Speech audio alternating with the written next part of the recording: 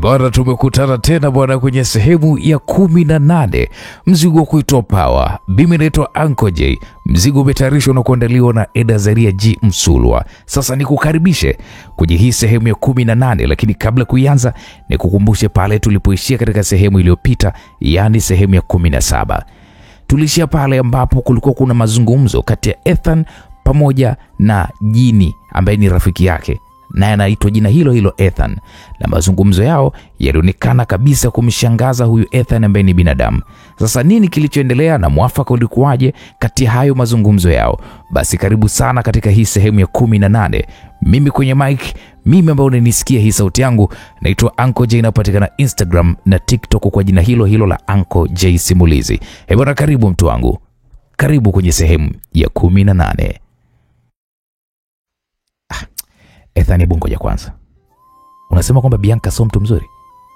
Hadi sasa hivi moyo wako uko wapi? Unaamini kwamba ni mtu mzuri? Kwa hiyo unataka kuniambia kwamba Bianca alikuwa ni mpelelezi kwangu? Sio mpelelezi tu, alikuwa ni msanii kama wewe ulivyokuwa msanii kwao. Upole, unyenyekevu na maneno matamu alikuwa anakupatia Bianca, yote alikuwa anakuigizia. Nina imani siku niliyokupeleka ukamshuhudia Bianca jinsi alivyokuwa katili kwa watu wake na uliweza kuona, je, ulishindwa kujiuliza kwamba wakati ule ulipoteaje katika kipindi kifupi na kupelekea msaliti baba yake? Hapo msikilizaji, nilijikuta mwili mzima ukinishia nguvu. Kumbe kila neno lililotoka kinywani mwa Bianca alikuwa hamaanishi kabisa. Jiulize Ethan, mwanamke aliyedumu kwa miaka zaidi ya 30 kwenye ndoa na mume wake, inakuwaje aje kuachana mume wake kwa ajili ya mkwe wake ambaye hakuwahi kufunga ndoa na mtoto wake? Hapo nilishusha pumzi taratibu huku nikimtazama Jini Ethan usoni mwake. Kila kitu kilikuhitaji utumie akili ya ziada kuliko kunitegemea mimi. Nilikupa msimamo wa kumoa Hawa, ilo kashindwa kufanya hivyo.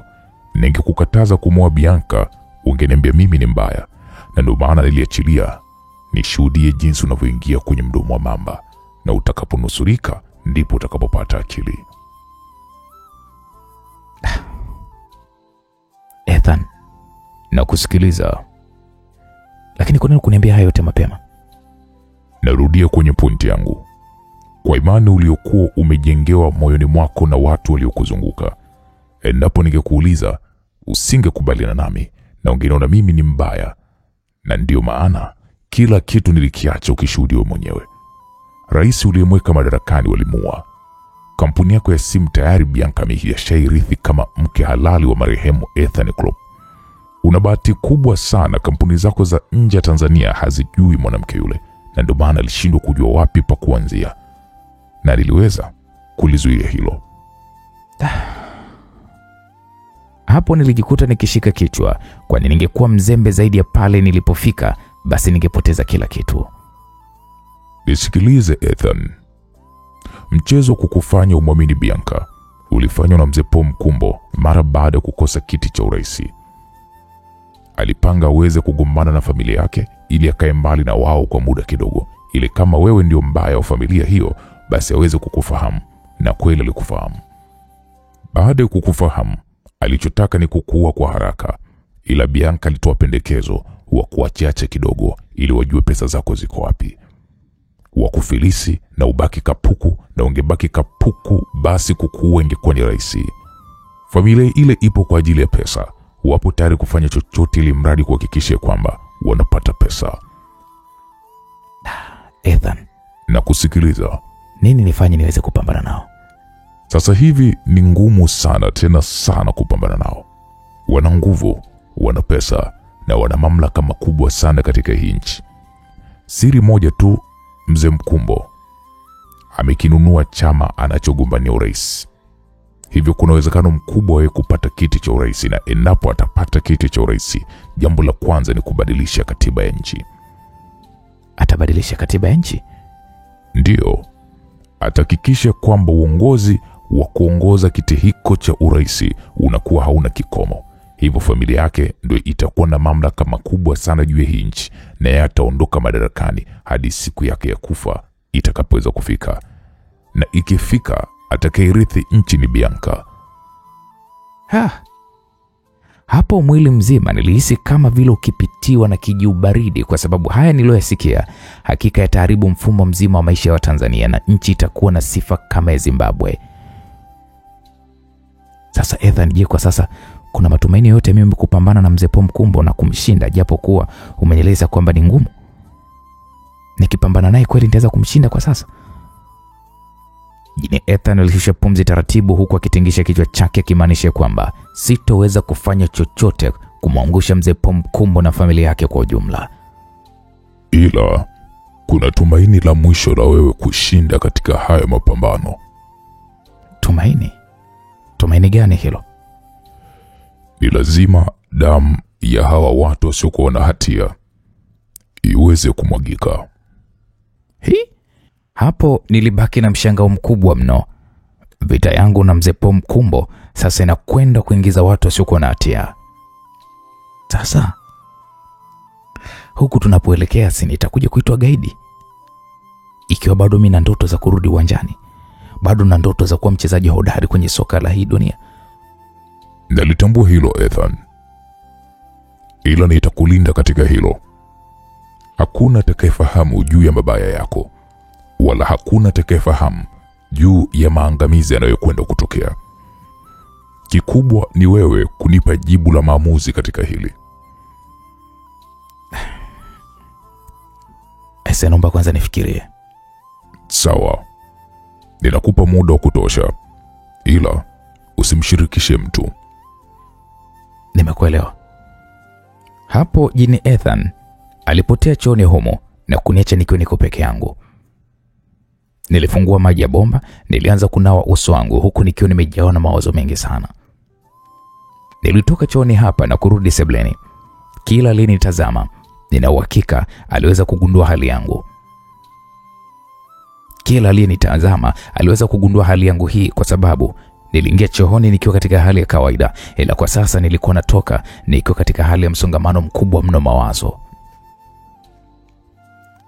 Ethan, upo sawa? Claudia aliniuliza huku akinikazia macho. Nilikaa kwenye kiti huku nikishusha pumzi nyingi mno. Nilimtazama Roman usoni mwake. Hii kazi unaweza kuifanya? Ndio mkuu. Naomba kaniletee Mbilinyi hapa. Unataka aende peke yake? Ndio. Nitakwenda naye. Claudia alizungumza hivyo kwa msisitizo. Nisikilize, najua nini unachohitaji kukizungumza Ethan, ila nitakwenda na Roman. Nitatumia hii mishale kuhakikisha kwamba tunafanya kazi kikamilifu. Claudia alizungumza huku akitazama mishale maalum ya chuma pamoja na upinde uliokuwa umetengenezwa kwa chuma, na vyote vilikuwa vina utendaji kazi mzuri mno hata kuliko mishale ya miti. Kuweni makini katika hili. Sawa mkuu.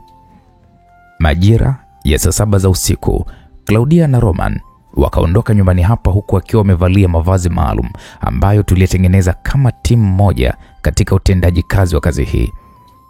Kazi yangu iliyobaki ni kuhakikisha ya kwamba ninafuatilia nyenendo zote za mzee Pomkumbo. Nikagundua kwamba mikutano yake miwili kabla siku ya uchaguzi kuwadia ataifanya hapa jijini Dar es Salaam. Ethan, akili yako inatakiwa iweze kutoa jibu mapema sana, kwa maana kwamba siku zimeshakwisha. Hapo sauti ya jini Ethan ilinishtua mno. Akanifuata sehemu nilipokuwa nimekaa na kunitazama kwa sekunde kadhaa, na kisha alikaa kwenye kiti cha pembeni. Lakini Ethan, uliniambia kwamba ni lazima kwamba watu wasiokuwa na hatia watakufa. Ndio, lazima damu imwagike ili amani ipatikane. Ina maana unahitaji niweze kumuua mzee Pomkumbo katika mikutano ya kampeni zake? Ndio maana yangu.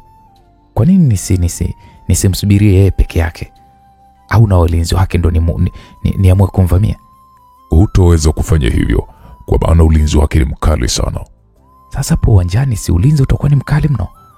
Ndiyo, ila kuna nafasi zitakazopatikana. Nafasi gani?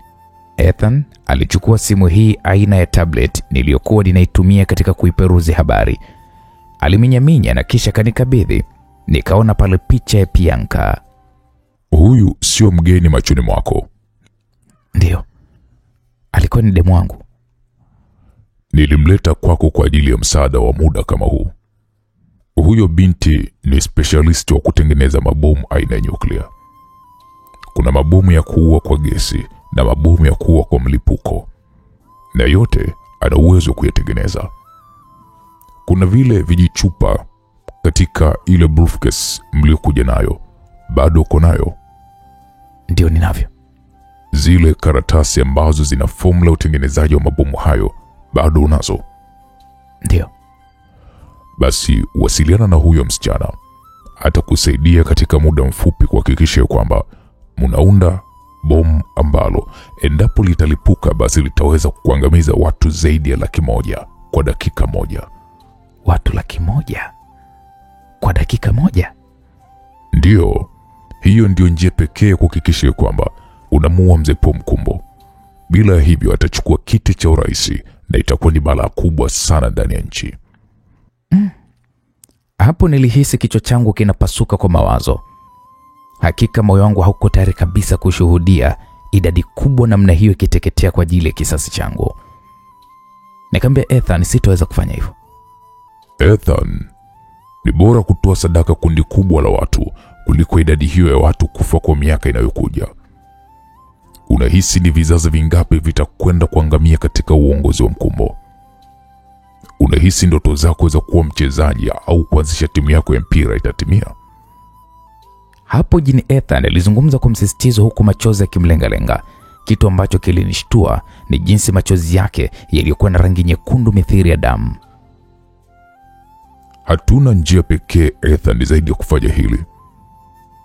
Hao wengine watakaobaki ni wa kuwashughulikia kimya kimya. Fanya uchaguzi sahihi Ethan. Watu 100,000 ni wengi sana, Mungu wangu. Ulishindwa kumuua Mkumbo kwa mara ya kwanza. Sasa hivi ni lazima afe na kundi kubwa la watu. Hatuna jinsi kwenye hilo. Hapo nilikaa kimya kwa zaidi ya robo saa nikiwa ninafikiria. Moyoni mwangu nilianza kusikia roho ya kikatili ikinishawishi kwa nguvu ya kwamba ni lazima nimuue mzee Pomkumbo. Haijalishi atakufa na watu wangapi. Ila kwa upande mwingine sasa, moyoni nilisikia sauti ikiniambia sana nisiwe katili namna hiyo. Nigaili kuhusiana na huo mpango. Na mipango yote nilikuwa nimeipanga nigailishe. Ethan, amua, wakati ni sasa. Acha kusikiliza sauti nyingine, inakupotosha. Kumbuka mimi ndiye niliyekuokoa kule baharini. Hivi sasa mwili wako ungekuwa haupo tena duniani na ungekuwa chakula cha samaki. Hapo jini Ethan aliendelea kuzungumza kwa msisitizo mzito sana. Nilizidi kuchanganyikiwa kiasi cha kunifanya nishindwe kufahamu ni nini ambacho nitafanya. Future ya nchi ipo mikononi mwako Ethan. Fanya maamuzi sasa. Nilivuta pumzi nyingi sana na kisha nikashusha taratibu nikamtazama Ethan usoni mwake. Namhitaji Bianca hapa. Ethan akaniandikia namba ya msichana huyo kwenye simu na kisha akaipiga, na baada ya sekunde kadhaa simu hiyo ilipokelewa. Ni mimi naongea. Ethan, nilitarajia simu yako. Ulifahamu ya kwamba niko hai, si ndio? Ndio. Upo wapi nije? Nilimwelekeza Bianca afike eneo hili. Baada ya nusu saa kweli alifika. Nilimfungulia geti, aliingiza gari lake ndani na nilipohakikisha kwamba nimelifunga geti hili, alishuka ndani ya gari. Tulikumbatiana kwa sekunde kadhaa na kisha alishusha briefcase yake kubwa na tukaelekea ndani, tukamkuta jini Ethan. Nashukuru kwa kuja. Jini Ethan alizungumza huku akimpa mkono Bianca. Mimi ilibidi waulize, nyie mnafahamiana? Nilijitambulisha kwake na nikamweleza ni kitu gani ambacho kilikupata. Nikamweleza juu ya huu mpango kabla ya kukwambia wewe, na hivyo hata kuja kwake hapa Nilishamweleza kwamba leo ni siku ambayo tukutana na wewe tena. Hapo maelezo ya Jini Ethan yakatosha kabisa kukatisha maswali yangu ambayo nilikuwa nimeshayaandaa juu ya kufahamiana kwao.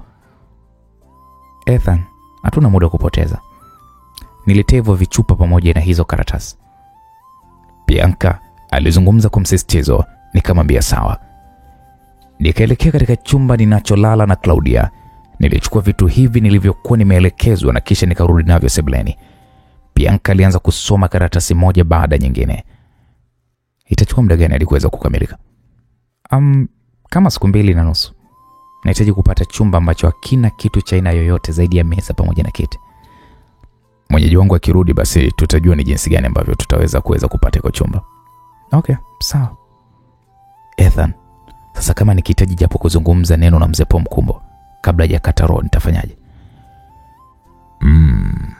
Hilo ni jambo jingine sasa. Bianca, unaweza kutengeneza dawa ambayo kwa mtu ambaye ataathirika na gesi hiyo, endapo akipatiwa dawa hiyo apone kwa haraka. Ndio, inawezekana. Nitatengeneza hiyo dawa, ila kama ni mgonjwa achomwe ndani ya dakika 1. Endapo dakika 1 itapita hata kwa sekunde 1 tu, basi mnampoteza mgonjwa huyo. Naamini ombi lako limepatikana juu ya wewe kumfikia mzee Pomkumbo. Hilo ni jukumu lako, sisi hapo hatuwezi kukupangia. Naam, mgurumo wa gari la Roman ulinifanya nichungulie dirishani. Niliposhuhudia kwamba ni gari lake, nikashuka gorofani na kutoka nje. Nilifungua geti, akaingiza gari lake. Nilifunga geti huku nikiwa nina shauku ya kumwona Mbilinyi. Roman na Claudia walishuka kwenye gari huku wakiwa na furaha sana, ila walionekana kushtushwa kidogo na uwepo wa gari la Bianca. Mkuu, kuna mtu mwingine aliyefika hapa mkuu? Ndio. Kuna mtaalamu mmoja yupo humo ndani. Mtamwona baada ya kuweza kuingia. Lakini mkuu, ni mtaalamu wa nini? Asije kaleta matatizo makubwa.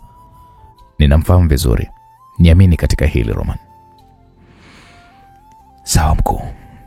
Kazi imekwenda vizuri. Mtu wako huyu hapa. Roman alizungumza huku akifungua buti ya gari.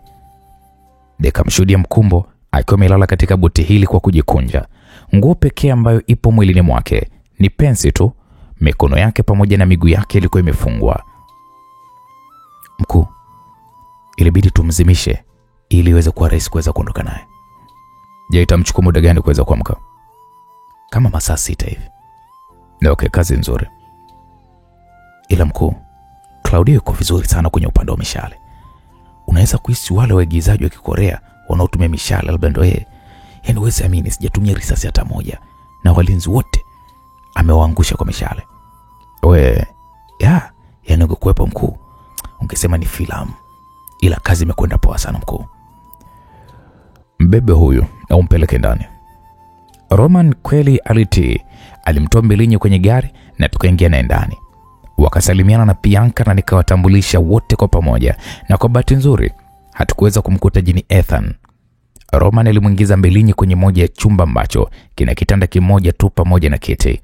Tukamfungua pale kamba zake za miguuni na tukaitanua pale miguu pamoja na mikono yake. Kila mkono na mguu tuliweza kufunga na pingo katika engo ya kitanda. Mkuu, nini unakwenda kukifanya dhidi ya huyu mtu? Nikisema kwamba ni muue, ninahisi ya kwamba haitotosha kwa usaliti wake aliweza kunifanyia dhidi yangu. Acha kupambazuke.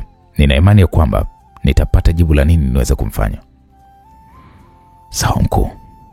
Lakini jambo jingine, huyu msichana ule tutambulisha kwamba anaitwa Bianca. Je, unamwamini yeye kuweza kuwepo hapa kumshuhudia mateka huyo? Ninamwamini. Yeye ni mtengenezaji wa mabomu hususan ya nyuklia. Mkuu, mabomu ya nyuklia? Ndio.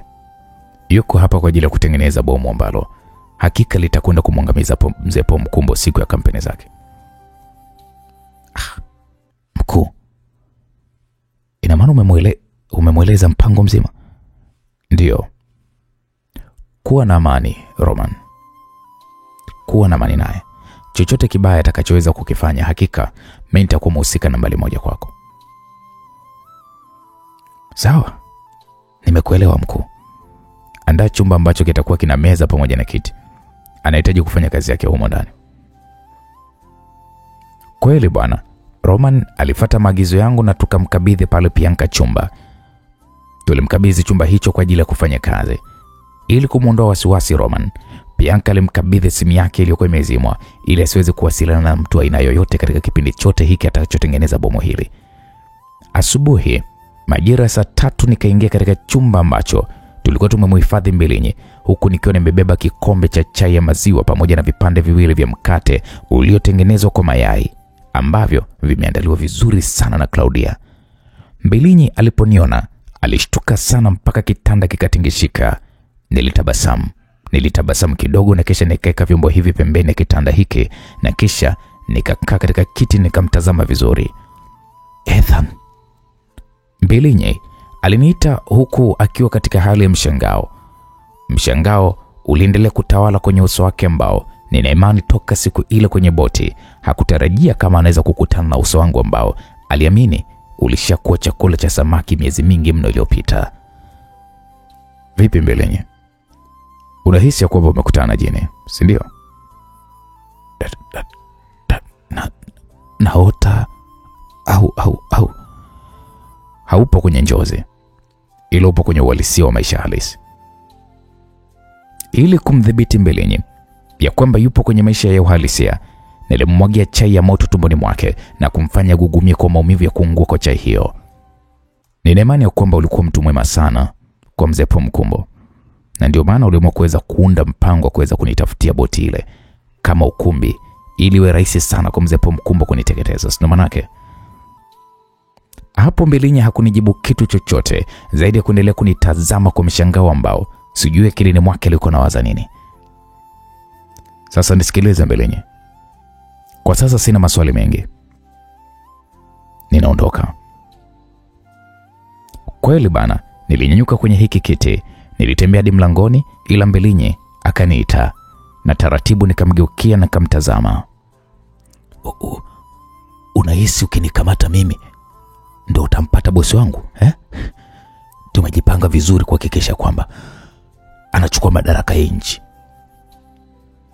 Mbilinyi aliyezungumza hayo, nilifumba macho kwa sekunde huku nikiwa ninafikiria hili alilolizungumza Mbilinyi. Kisha nikatabasamu tu. Nilitoka ndani ya hiki chumba. Nikarudi sebleni kwa kuta Roman na Claudia wakiwa wanatazama taarifa ya habari inayohusiana na uvamizi katika nyumba ya mlinzi mkuu wa mzee Pomkumbo. Mtaka kuniambia kwamba hakuna uthibitisho wowote wa nyinyi kuweza kujulikana, si ndio? Hatujaacha alama yoyote ile mkuu. Labda ile mishale, Claudia alizungumza huku tukitazama baadhi ya maiti zinazoonyeshwa hapa kwenye televisheni ambazo zimeuawa kwa kuchomwa na mishale. Hapana, hawawezi kufahamu kwa maana hakuna fingerprint zilizobakia pale kwa sababu Claudia alivaa gloves mikononi mwake. Nahisi hili litakuwa ni pigo sana kwa mzee Pomkumbo. Tutamtingisha kidogo na ataongeza ulinzi mkali sana kwenye nyumba yake na misafara yake. Bado yeye na familia yake wanaishi kwenye nyumba ile kwani? Hapana mkuu, wamebadilisha nyumba. Wanaishi nyumba gani? Sijajua, labda niwafuatilie kuhusu hilo. Hapana, usifuatilie, achana nalo. Fuatilia anapoishi Bianca. Hapo Roman alinitazama kwa sekunde kadhaa na kisha alitingisha kichwa akimaanisha kwamba amekubaliana na mimi. Akafungua laptop yake na kuanza kuminyaminya button za laptop hiyo. Mimi nikaelekea katika chumba alichopo Bianca. Nilimkuta akiendelea kutengeneza hilo bomu. Mmemkaje? Bianca alizungumza huku akivua miwani mikubwa aliyokuwa ameivaa usoni mwake. Nikamwambia tujalala. Sijijua kama umelala. Hapana. Bado naendelea kuifanya hii kazi. Sio ya kulala kabisa hii kazi. Pole sana, heni ambaye umefikia wapi? Hapa nilipofikia kuna nipa matumaini. Nahitaji kutengeneza bomu la kisasa ambalo tutaliweka ndani ya moja ya spika kubwa ambazo zitatumika katika uwanjani hapo katika kampeni hizo. Unataka kuniambia kwamba bomu hilo litakuwa ndani ya spika? Ndio. Ni lazima tuhakikishe kwamba tunafahamu ni kampuni gani inayoshughulika na mambo ya kuandaa muziki wa kampeni hizo. Na pia inabidi tufahamu ni jinsi gani ambavyo spika tutakavyoweza kuingiza bomu hili, jinsi itakavyokuwa hapo uwanjani. Inabidi tuanze kufuatilia ni kampuni gani, si ndio? Basi fanyeni hivyo. Hili bomu hadi kufika kesho usiku litakuwa liko tayari. Sawa. Unahitaji kupata kufungua kinywa, si ndio? Hapana, acha nimalize hii kazi kwanza. Nitakuja kupata kifungua kinywa. Na okay, sawa. Nilitoka chumbani humo, nikarudi sebleni. Mkuu, ndio. Bianca na mume wake kwa sasa wanaishi Kunduchi. Kuna jumba la kifahari walilopewa kama zawadi na mzee Pomkumbo siku ya harusi yao. Roman alizungumza huku akinonesha jumba hilo jinsi lilivyokuwa kubwa. Simu ya Roman iliita, sote wawili tukaitazama kwa maana ipo pembeni ya laptop hii. Niliona jina la Queen. Roman alichukua na kisha kipokea. Queen. Upo getini kwangu? Vipi Queen, mbona umekuja bila taarifa? Okay, ngoja nakuja. Roman alikata simu hii, alinitazama usoni mwangu. Inabidi tujifiche. Usijue kumueleza Queen kama kuna uwepo wetu huko ndani. Sawa mkuu. Claudia, nenda chumbani. Mimi naelekea chumba cha Bianca. Roman, hakikisha kwamba Mbilinyi apige kelele humo ndani. Sawa mkuu. Tukatawanyika na nikaingia katika chumba alichokuwa hapo Bianca. Nikapitiliza mpaka dirishani. Nilifunua pazia na baada muda kidogo nilimshuhudia Queen akishuka kwenye gari na akasalimiana na Roman. Kuna nini, mbona unachungulia huko dirishani? Bianca aliniuliza huku akiwa amejawa na wasiwasi kiasi. Kuna mgeni. Mgeni? Ndio unamkimbia wewe mgeni ama? Sitaki tu ujulikane uwepo wetu humo ndani. Nahitaji kila kitu kiweze kuwa kimya humo ndani. Nadhani umenielewa. Sawa. Ni nyinyi tu. Mimi kazi yangu inakwenda kimya. Nikasikia sauti za Roman na Queen wakizungumza. Uzuri ni kwamba chumba hiki kipo karibu kabisa na hii sebule. Hivi, umesikia habari ya kutekwa yule Mbilinyi? Alikuwa mlinzi wa Ethan.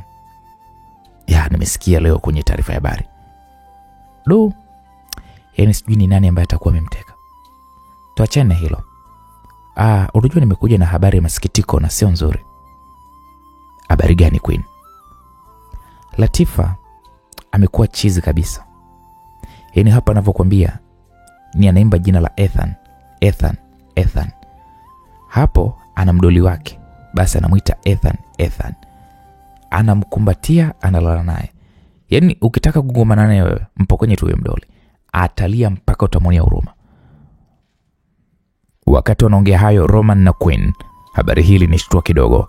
Nilitamani kutoka chumbani humo ila nilijizuia ili niweze kusikia nini kinachoendelea zaidi. Kwa daktari anasemaje? Dokta, unajua amenishauri jambo moja ambalo sijui kama tutafanikiwa kulifanya. Jambo gani? Dokta amesema ili Latifa arudi kwenye hali yake ya kawaida, ni lazima tuhakikishe kwamba anatafutwa mwanaume anayefanana na Ethan vile vile. Yaani kuanza kuzungumza, kutembea na ikiwezekana tumfundishe mambo kadhaa ambayo Ethan alikuwa anayafanya hapo nyuma, ili mradi nafsi ya Latifa irudi kwenye hali yake ya kawaida. Queen, mbona mtihani huo? Kweli Roman, hapa nilipo yaani nashindwa kufanya kazi. Naumia kumwona rafiki yangu Latifa akiwa katika ile hali kama ile. Ni hali mbaya sana kwa kweli. Latifa yule aliyekuwa amenona kipindi kile, so Latifa huyu unayemwona hivi sasa amekondeana. Hali chakula kama zamani, hajitunzi, nywele zipo changu. Hapo mimi nikafungua mlango kidogo, nikachungulia. Nilimshuhudia Queen akiwa ameinama chini huku analia kwa uchungu mno. Machozi mimi yakanilenga mno. Nikataka kutoka ila nilishtukia Bianca kinishika mkono, akaniambia muda wa kutoka bado. Bianca alizungumza kwa sauti ya chini kiasi, nikamuuliza kwa nini. Sikiliza Ethan, acha tuimalize hii kazi ndo ujidhihirishe mbele ya hawa watu wako. Hivi sasa ni wakati wewe kuweza kukama vichoni. Acha ibaki kuwa siri ya watu wachache. Nilimtazama Bianca usoni mwake kwa sekunde kadhaa na kisha nilifunga mlango huu na sikuhitaji tena kuendelea kusikiliza mazungumzo haya ya Roman na Queen. kwani ataendelea kuniumiza tu moyo wangu. Na baada ya kama dakika 20 hivi, Roman aliingia humu ndani. Nikamuuliza vipi? Mkuu, ameshaondoka. Nilitoka chumbani humu nikamkuta Claudia kwa sebleni. Mkuu, nini tutafanya mkuu juu ya hili swala la Latifa? Acha tuvumilie. Mkuu, hebu tazama hii. Roman alinikabidhi simu yake ambayo ina video inayomwonyesha Latifa hali yake. Hakika nilishindwa kuvumilia. Nilijikuta nikiondoka sebleni hapa, niliingia chooni na kisha nilijifungia, huku machozi yakinimwagika usoni mwangu. Hali aliyokuwa ameielezea Queen ni tofauti kabisa na hali hii ambayo ninaiona. Hali hii ni tofauti kabisa na niliyoisikia. Latifa amekonda vibaya mno. Ukimtazama lazima uamini kwamba ni mwenda wazimu aliyekosa matunzo, japo kuna madaktari wanamtazama kwa karibu mno. Nisubiri Latifa, nitakuja kwako mama. Nilizungumza kimoyomoyo huku nikiendelea kuitazama video hii mara kwa mara mpaka nikaizoea. Nikakubaliana na hali halisi pamoja na ushauri wa Bianca. Ni lazima nikae mafichoni hadi nitakapomaliza kazi hii. Nikatoka chooni humo na kumkabidhi Roman simu yake. Nikaelekea jikoni, nilichukua kisu chenye ncha kali, nikaelekea katika chumba tulichokuwa tumemweka Mbilinyi. Mkuu, unataka kufanya nini? Roman aliniwahi na kunizuia mlangoni. Nikasema nahitaji kuzungumza na huyu mpozi. Lakini ndo na kisu mkononi. Sitomua sasa hivi. Pisha niingie ndani. Ethan, jaribu kuiongoza sira yako. Kumbuka nini nilikufundisha tukiwa kule porini. Claudia naye alizungumza kwa sauti ya upole kidogo, huku naye akiwa amesimama pembeni yangu. Nikamwambia nalitambua hilo na ninawaahidi kwamba sitomua huyu mtu, ila nahitaji kuzungumza naye. Roman alinitazama kwa sekunde kadhaa na kisha alinipisha mlangoni hapa. Niliingia ndani ya chumba hiki, nilimkuta Mbilinyi akiwa amejawa na mawazo mengi mno. Sikutaka hata kumuuliza chochote. Nikakishusha kwa nguvu kisu hiki juu ya paja la mguu wa kushoto la bwana Mbilinyi. Mbilinyi alipiga kelele kubwa mno, huku kisu hiki kikiwa kimeingia nusu kwenye paja lake. Nisikilize wewe mwanaharamu. Kwa upuuzi wako, kwa usaliti wako, umefanya maisha yangu kuwa mabaya. Mjinga wewe. Umesababisha watu wanaonipenda kuchanganyikiwa na kuwa matahira, wakaamini kabisa kwamba mimi nimekufa. Nilizungumza hayo huku nikiendelea kukikandamiza kisu hiki kwenye paja la Mbilinyi mpaka kikatokea upande wa pili wa paja. Sikujali damu zilizokuwa zinamtoka, ila nilichokihitaji ni kuituliza akili yangu na machungu yangu kwa kufanya hivi. Mbilinyi, nilikuamini na kukueleza baadhi ya siri zangu. Nilikufanya kama mkono wangu wa kushoto, ila ulinisaliti tena siku ya furaha katika maisha yangu. Ni kiasi gani ule mzee alikuwa anakulipa? Ni kiasi gani alikuwa anakulipa? Hapo nilizungumza kwa kufoka. Mbilinyi hakujibu chochote zaidi ya kuendelea kulia kwa maumivu makali sana alikuwa anayepata. Nikachomwa kisu hiki, nikakivuta tena ili nimchome sehemu nyingine ya paja lake, ila nikashtukia mkono wangu ukishikwa kwa nyuma. Nilipogeuka kwa haraka nilimwona Jini Ethan. Akaniambia acha. Sura ambayo imekuja nayo Jini Ethan ni sura yangu kabisa, jambo ambalo lilimfanya Mbilinyi kukatisha kilio chake na macho yakamtoka, kwani mimi na Ethan huyu sasa tunafanana kwa kila kitu. Unaweza kusema ni mapacha. Mbilinyi hakumaliza hata dakika moja, alizima kwa hili jambo alilokuwa amelishuhudia. Alizimia pale pale. Ethan, kwa kufanya hivyo sio kama Latifa atapona. Lakini kwa nini ulimwacha Latifa awe chizi ikiwa wewe ni rafiki yangu? Unahisi mimi ningefanya nini? Ulitaka nimtokee katika hali yangu hii ya ujini ili jua kwamba wewe uko hai? Hapo Jini Ethan alizungumza huku akinipokonya kisu hiki. Alisimama mbele yangu na kunitazama. Akili yako kwa sasa inatakiwa kuangalia ni zoezi gani lililopo mbele yako na si kwa kumtazama huyu Mbilinyi.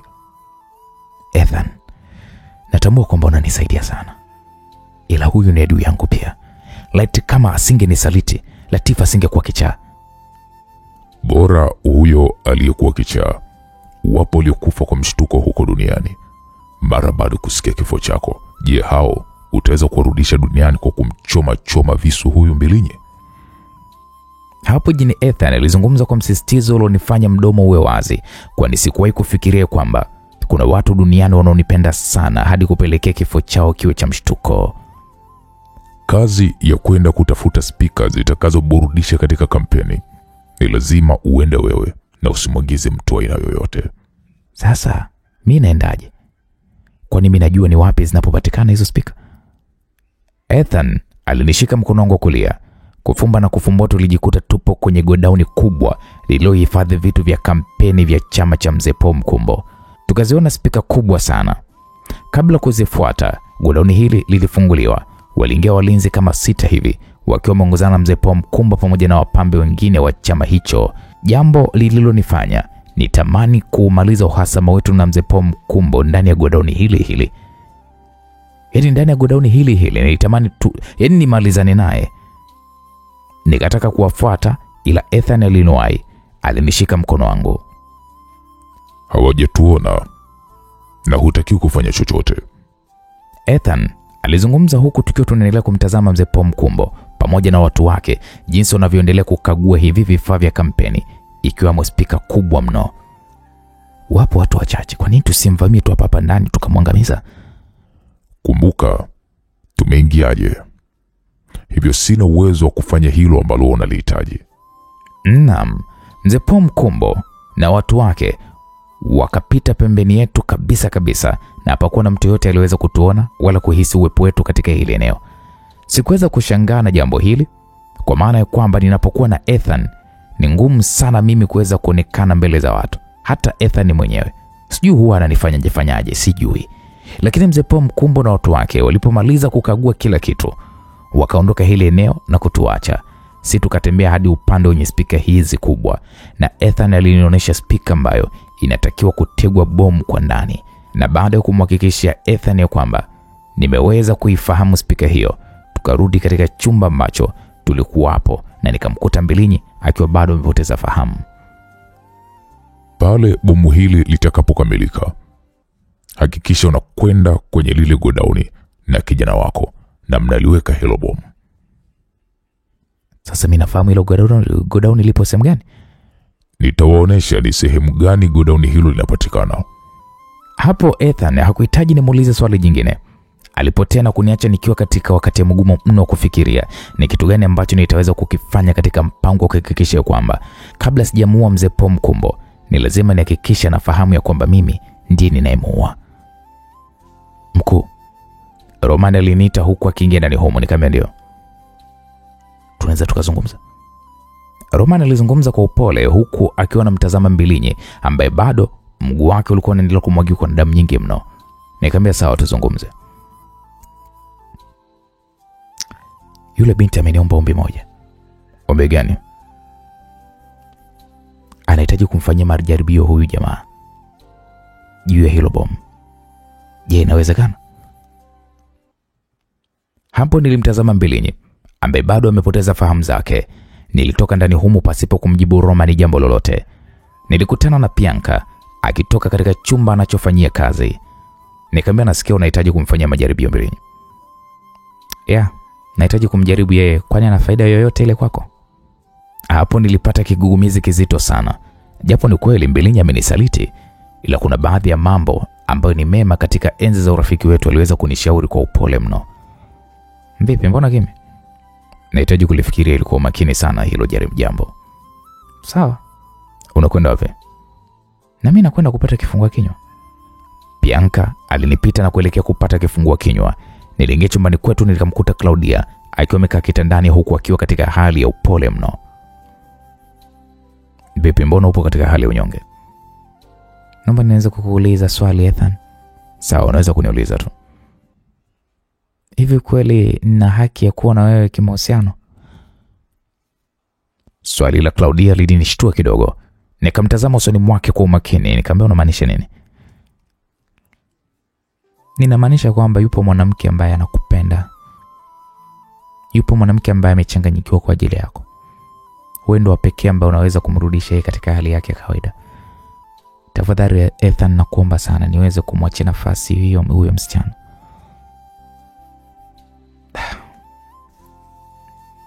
Hakika nilijikuta nikiwa niko mnyonge. Nilikosa jambo la kuzungumza kwa Claudia, mwanamke ambaye alikuwa anaishi maisha kama mnyama na hakuwa anaelewa nini kinachoendelea huku duniani. Ila kwa muda mfupi tu amekuwa na uwezo mkubwa sana wa akili na anajua nini anachokifanya. Kwa nini umeamua kuzungumza maneno kama hayo? Ethan, ngoja nikwambie ukweli wa moyo wangu. Hapo Claudia alikaa kimya kwa sekunde kadhaa huku akinitazama usoni mwangu. Moyo wangu mimi umetokea kumpenda sana Roman kuliko hata wewe. Natambua ni mwanaume wangu wa kwanza, ila sijakupenda kama ninavyompenda Roman. Natambua maneno ni magumu sana kwako,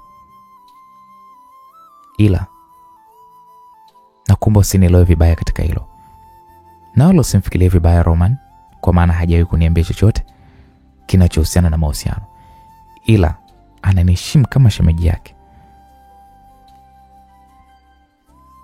Hapo nilihisi mwili mzima ukipoteza nguvu. Nilimtazama Claudia usoni mwake na nilishindwa hata kumjibu kitu gani. Nilishindwa kuzungumza chochote. Ethan, mimi nisamehe sana kwa hayo, ila nilichokuambia ni jambo la ukweli kabisa kutoka moyoni mwangu. Ndio, okay, sawa, nimekuelewa. Nilizungumza kwa upole na kisha nilitoka chumbani hapa. Nilitoka kabisa nje nikakaa kwenye moja bustani iliyopo katika nyumba hii. Nilianza kukumbuka kumbukumbu za maisha ya nyuma niliyopitia na Claudia. Japo ni maamuzi magumu aliweza kuyafanya, ila sina namna zaidi ya kukubaliana na ombi lake, kwa maana ya kwamba yupo Latifa pamoja na Hawa, wote wananisubiria mimi. Nikiwa katika hili eneo la bustani nilimwona Roman akija, huku mikononi mwake akiwa ameshika chupa pamoja na glasi mbili. Alikaa katika kiti cha pembeni yangu na akaeka chupa hii ya pombe kali karibu yangu. Mkuu, natambua unapitia kipindi kigumu mkuu, ila tushiriki kinywaji pamoja kama utojali. Nilimtazama kwa sekunde kadhaa Roman na kisha nilimkubalia kwa kumtingishia kichwa. Roman alimimina kiasi kidogo cha pombe hii kali kwenye glasi na kisha kanikabidhi glasi yangu. Cheers. Roman alizungumza huku tukigunganisha glasi zetu kwa pamoja na kisha tulipiga funda moja ambalo hakika nilipolimeza nikahisi kama vile koo langu linachanwa na kiwembe. Shit. Nilizungumza huku nikitingisha kichwa. Mkuu, hii pombe ni kali sana. Huwa nakunywa nusu glasi tu kwa ajili ya kukiweka kichwa sawa. Roman alizungumza huku akinitazama kwa macho yaliyojaa wekundu. Nikamwambia Roman, ndio mkuu. Una demu? Demu hapana sina. Mbona umeguna alafu umesema hapana? Bado sijakuwa kwenye mahusiano ya kueleweka mkuu. Unaweza kuwa kwenye mahusiano ya kueleweka lini? Bado sijajua mkuu. So unatambua kwamba wanawake wenyewe wanapenda pesa kuliko maisha ya mwanaume. Sasa kuna mwanamke anakupenda. Mwanamke ananipenda mimi? Atatokea wapi mkuu ikiwa mimi najiona mimi ni mtu ambaye sina bahati kabisa kwenye maisha yangu? Unayo bahati. Ila mtu huyo sitohitaji umuumize moyo wake. Hapo Roman alikaa kimya huku akinitazama usoni. Nilipiga funde jingine ambalo likapelekea kumaliza whisky hii. Mkuu, nani huyo unamzungumzia? Claudia anakupenda sana. Anakuhitaji uwe mpenzi wake. Hapo Roman macho alimtoka, kwa maana ya kwamba siku zote amemheshimu sana Claudia. Mkuu, umeelewa nini? Mbona umeelewa kwa haraka hivyo mkuu? Hapana, sijaelewa. Ninachozungumza ni kitu ambacho kinatoka moyoni mwangu. Claudia anakupenda kuliko anavyonipenda mimi. Na hisi unatambua jinsi Claudia anavyopata shida kwa ajili yangu. Hebu hakikisha kwamba unautunza moyo Claudia vizuri. Mkuu, unajua mimi nakuheshimu sana. Hujai kunitania kwenye maisha yako yote. Hebu niambie, katika hili akili yako ni ya pombe au ni akili yako ya kawaida? Ni akili yangu ya kawaida kabisa Roman. Hakikisha kwamba unampenda Claudia na usiku wa leo nahitaji ukalale kwake. Mkuu, sio ombi, ni amri. Hakikisha kwamba humuumize Claudia. Naam. Baada ya kumaliza kuzungumza maneno hayo, nilinyanyuka na nikaondoka hili eneo. Nilikutana Claudia sebleni akiwa yuko mpole mno. Hey Claudia, Roman leo atakuwa ni mgeni wako chumbani kwenu. Nilimwambia hayo Claudia kwa upole kabisa, na kisha nikaelekea katika chumba cha Mbilinyi. Nilivuta kiti nikakaa pembeni ya kitanda hiki huku nikiendelea kumtazama jinsi alivyolala. Nikatazama kikombe cha chai kilichopo pembeni yangu. Nilikiokota na kisha nikamwagia chai hii ya baridi usoni mwake. Mbilinyi alianza kupepesa macho yake na kisha akayafumbua. Amka mpuzi mmoja wewe. Una nafasi ya mwisho kwenye maisha yako. Ethan. Ndiyo, ni mimi hapa. Una jambo lolote unalohitaji kuweza kuniambia? Hata kama nikifa leo, ila hutaweza kumuua mzee Pomkumbo. Hivi kumbe wewe ni mgumu kiasi hiko? Sawa, mimi sihitaji maneno mengi sana kwako, ila tu sitokuua hadi uweze kuweza kushuhudia jinsi mkuu wako anavyokufa. Baada ya kuzungumza maneno hayo, nilinyanyuka nikatoka ndani home. Nikiwa ninaelekea chumbani kwa Bianca, nilijikuta nikisimama katika mlango wa chumba nilichokuwa ninalala na Claudia. Nilianza kusikia miguno ya kimahaba ambayo hakika ilinifanya roho yangu kuniuma kisawa sawa, kwani miguno hii ni ya Roman na Claudia. Hasira ilinipanda, unajua nitamani kufungua mlango wa hiki chumba, ila nilijikuta nikizuia. Nilipiga hatua nikaingia katika chumba cha Bianca bila hata kugonga mlango. Umenishtua Ethan. Kwani kuna ubaya mimi kuweza kuingia hapa bila kuweza kubisha hodi? Okay, tuachane na hilo kwa sasa. Bomu lipo hatua za mwisho. Umefikia wapi kwa ajili ya kuweza kumfanyia mtu majaribio? Nilimsogelea Bianca kwa nyuma nikamkumbatia kwa nguvu, huku nikitoa mihemo ya hasira sana. Ethan, unafanya nini? Nilimjibu Bianca kwa vitendo, kwani kitu nilichokuwa namfanyia ni kufungua tu kifungo cha suruali yake na kisha nikashusha chini, nikaanza pale kumtomasa mwilini mwake.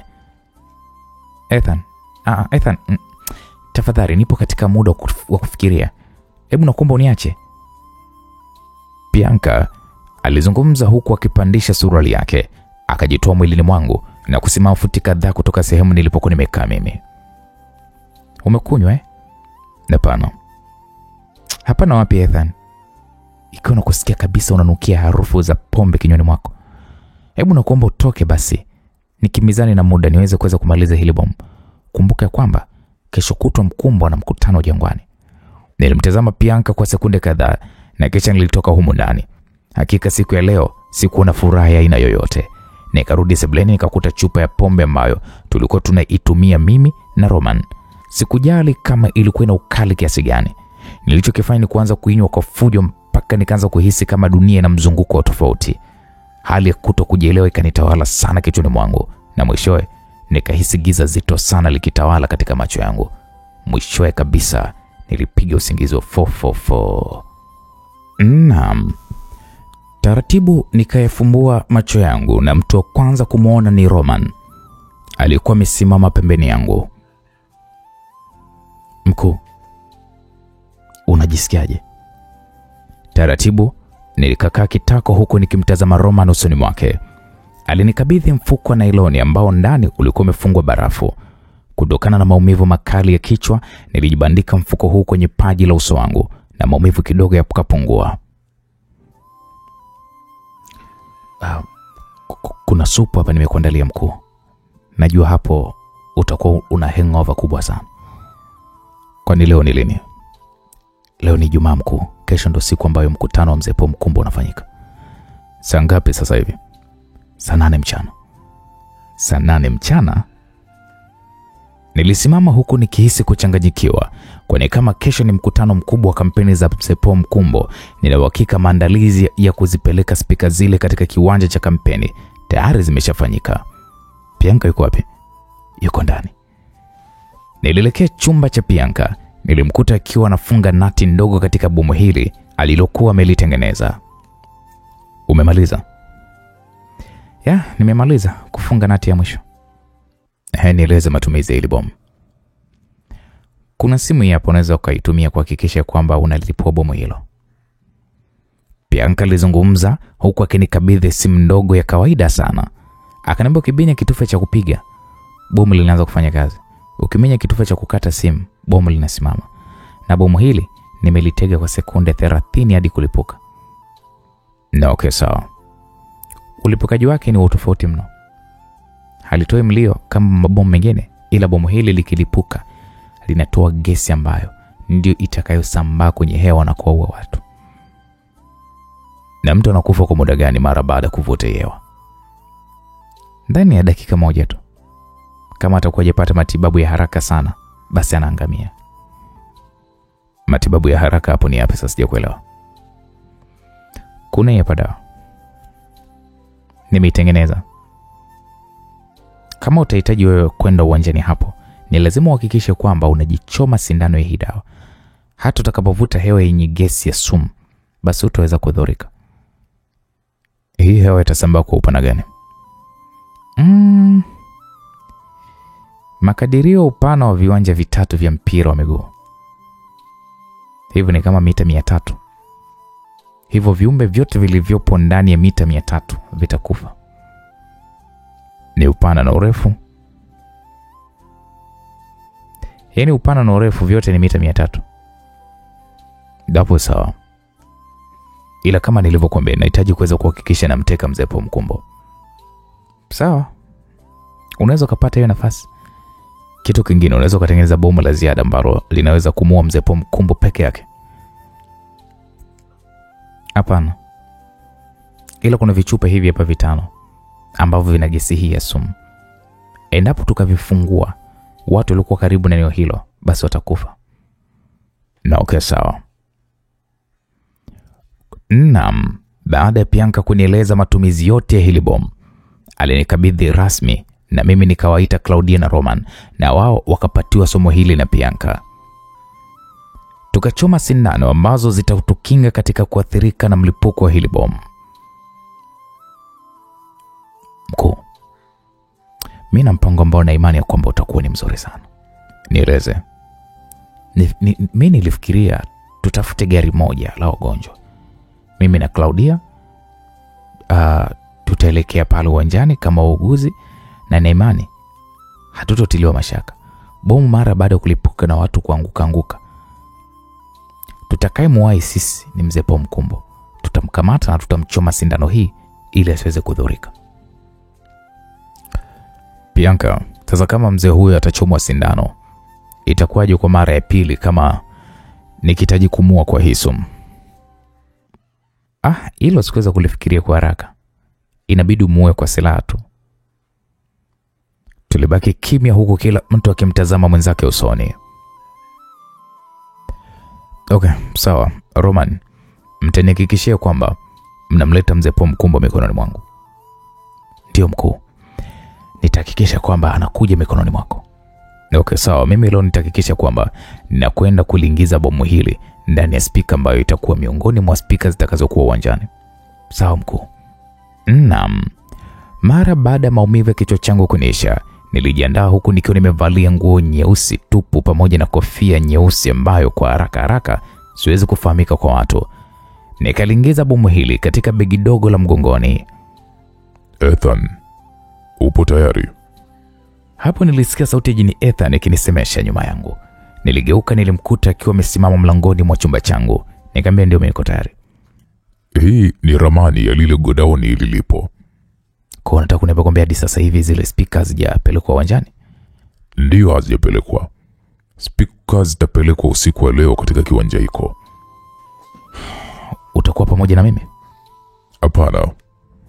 Hii kazi ni ya kwako wewe. Unatakiwa kuwa makini. Nenda usiku wa saa 2. Hakikisha unakuwa makini. Kitambaa hiki hakikisha unafunika uso wako. Na hivi ni vifaa ambavyo vitakusaidia kuingia ndani ya godauni lile.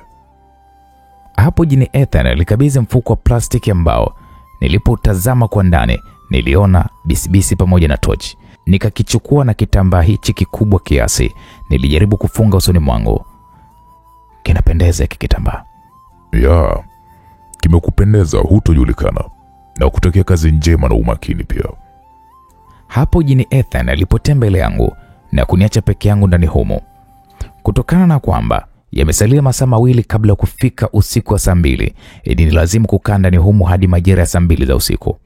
Niliwaaga Roman, Bianca na Claudia, ila kabla kuondoka niliingia katika chumba tulichokuwa tumemfungia Mbilinyi.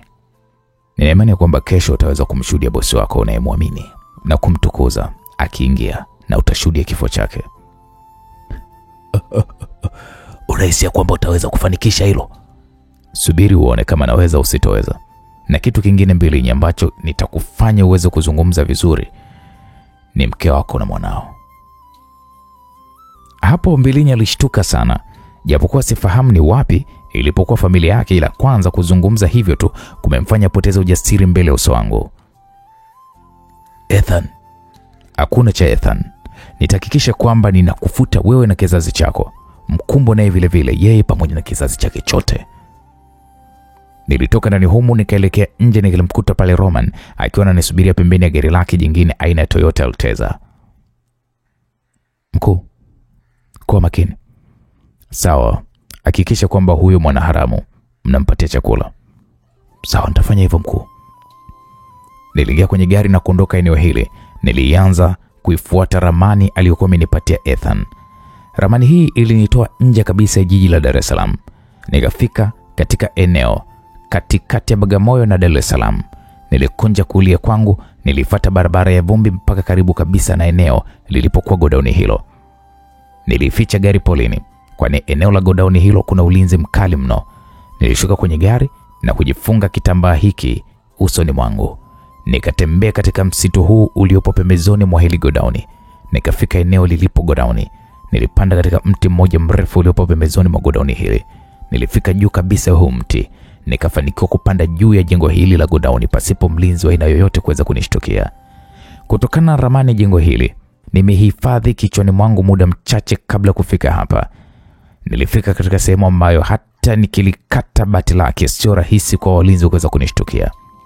Nilivua begi langu la mgongoni, nilitoa mkasi maalum wa kukatia mabati, nikalikata kwa umakini na usawa ambao ninaweza kuingia mimi. Niliingia ndani ya hilo godauni, nikakuta idadi ya vitu vikiwa pale vimepungua sana tofauti na pale awali nilivyokuwa nimepakuta. Basi nikaelekea katika eneo ambalo lina spika 4 kubwa. Kwa haraka nikatoa pale bisibisi ndefu na ni kubwa kiasi. Nilianza pale kuifungua hii spika. Sikuchukua muda mrefu sana, nikafanikiwa kulifungua lote. Nikatega bomu hili sehemu ambayo hata ukichungulia kwa kupitia eneo la mbele ya hii spika hutoweza kuliona hili bomu. Nikaliwasha na kisha nikafunga spika hii kama nilivyokuwa nimeikuta. Nikiwa katika harakati za kutoka ndani ya hili godauni, nilishukia mlango mkubwa wa godauni hili ukifunguliwa, jambo ambalo lilinifanya niwahi kujibanza kwanza kwenye vitu vingi vilivyopo humo godauni. Nikaizima tochi yangu na taa zote humu ndani zikawashwa. Nilisikia mgurumo wa gari. Kwa upenyo wa viti hivi nilishuhudia gari aina ya Scania likiingia ndani humo, huku likiwa lina kontena kubwa mno. Gari hili likasimama mita chache kutoka sehemu zilipokuwa spika hizi. Wakashuka pale vijana 8 waliojazia misuli yao na taratibu walianza kubeba spika moja baada nyingine. Vijana hawa hawakuweza kupata hisia yoyote ya uwepo wangu humu ndani. Walipomaliza kuzingiza spika zote 4 wakaingia kwenye kontena hili, huku nami kwa haraka nikikimbilia gari lao. Nikajiviringisha pale chini ya uvungu mwa hilo lori, nikashikilia vyuma vilivyopo chini ya hili lori. Taratibu lori hili likatoka katika hili eneo na kuanza safari kuelekea mjini kwa mwendo wa taratibu.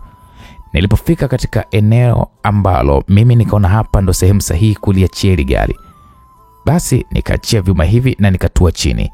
Lori lilipopita nikachuchumaa na kutazama hili eneo kwa umakini mno. Sikuweza kupotea. Nikakimbilia msituni, nikalikuta gari langu lililokuwa katika hali ya usalama kabisa. Nikaingia ndani ya gari, nikakaa kwa takriban dakika 20 ili kuipa nafasi lori hili kufika mbali kidogo. Nilipohisi kwamba muda huu umeshatosha, niliwasha gari na kuondoka na kuanza safari kurudi jijini Dar es Salaam. Nikiwa niko njiani, nikalipita lori hili, nilijikuta nikitabasamu mimi mwenyewe, kwani hii kazi nilikuwa nimeanzisha sasa inakwenda kukamilika. Wazo la familia Mbilinyi likanijia akilini mwangu. Nikajaribu kutafakari ni wapi wanaweza kuwa. Jibu likatua, ni katika nyumba ambayo nilikuwa ninaishi mimi na Bianca. Ethan, niliita na baada ya sekunde kadhaa nilimshuhudia Ethan akiwa amekaa siti ya nyuma. Vipi? Ni wapi naweza nikampata mke wa Mbilinyi? Sehemu uliyoifikiria ndipo walipo. Sasa nitingiaje ndani mule ikiwa ulinzi wa ile nyumba si wa kitoto? Ni kweli, ila kazi hiyo unayotaka kuifanya ni hatari. Ila acha nikusaidie. Kweli? Ethan wala kusubiria kunijibu, alipotenda ndani gari langu. Nilipokuwa mataa ya mwenge, nilishtukia kumwona Ethan jini akiwa amekaa siti ya mbele. Alinipa ishara nitazame nyuma. Nilimshuhudia mke wa Mbilinyi pamoja na mwanae wakiwa wamelala. Wewe umewapataje? Unaniuliza nimewapataje ikiwa nina uwezo kukuzidi wewe binadamu? Okay. Sawa, nimekuelewa. Nilizungumza huku nikiwa nimejawa na tabasamu pana usoni mwangu. Tukafika nyumbani pamoja na Roman alinifungulia geti. Niliingia ndani. Hakikisha kwamba hutoi uhai wao hawa hawana makosa yoyote. Ila huyo mume wake ni msaliti. Nalitambua hilo. Na japo pia alikuwa anafahamu mpango wa kutekwa kwako kipindi kile, ila alihitaji kukusaidia. Ila alishindwa kwa maana kwamba yeye ni mwanamke na ameolewa, na ndio maana waliondoka ukumbini mapema sana kuliko watu wengine. Na huku nyuma ndio wakawaachia dhamana hiyo. Sawa, nimekuelewa. Ethan alitoweka ndani ya gari. Nikashuka na kufungua mlango wa nyuma. Roman alichungulia na kushtuka kidogo. Mkuu, huyu si mwanamke wa Mbilinyi huyu? Ndio, ni mke wake. Umemtolea wapi? Nitakwambia. Waingize ndani kwa Mbilinyi wote wawili. Hapo nikaelekea ndani. Nikamkuta Bianca akiwa sebuleni, ameshika kikombe chenye kahawa. Bianca, ulali tu? Siwezi kulala hadi kazi ishe kabisa. Bianca alishangaa kumwona mwanamke akiingizwa katika moja ya chumba huku akiwa amepoteza fahamu zake. Yule nani? Mke aliyekuwa mlinzi wangu mmoja hivi. Imekuwaje umeletwa humu tena akiwa katika ile hali? Na Yesu, unatambua nilishasalitiwa? Ndio. Ni mlinzi wangu karibu? Ndio. Basi yule ndo mke wake. Sasa unalipiza kisasi kwa mke wake?